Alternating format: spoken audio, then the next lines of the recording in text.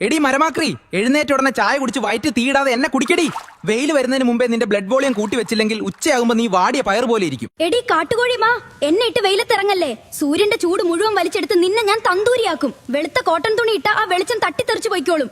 Look നോക്കി നിൽക്കാതെ എന്നെ തേക്കടി. 11 മണി കഴിഞ്ഞാൽ വെളിയിൽ UV താണ്ഡവമാണ്. എന്നെ തേക്കാതെ ഇറങ്ങിയ നിന്റെ കോശങ്ങളിലെ DNA സൂര്യൻ അടിച്ച് തകർക്കും. ഷോ കാണിക്കാതെ എന്നെ ഒന്ന് പിടിക്കടി.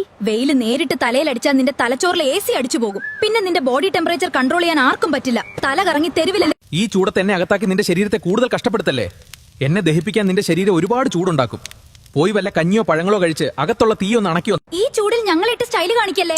നിന്റെ കാലിലെ രക്തക്കൊവലുകൾ വീർത്ത് ചൂട് പുറത്തോട്ട് കളയാൻ നോക്കുക. അത് തടഞ്ഞാൽ നിന്റെ ബോഡി മൊത്തം ചൂടാകും. മര്യാദക്ക് വല്ല ലൂസി എരിപ്പ് ഇട. എടി മരഭൂതമേ, പുറത്ത് 40 ഡിഗ്രി ചൂടുള്ളപ്പോ എന്റെ ഉള്ളിലെ കെമിക്കൽ റിയാക്ഷൻ പാളം തെറ്റും. വെയിലത്ത് വെച്ച് ഗെയിം കളിച്ചാൽ ഞാൻ പണി നിർത്തും. എന്നെ ഒന്ന് തണലത്ത് വെക്കടി.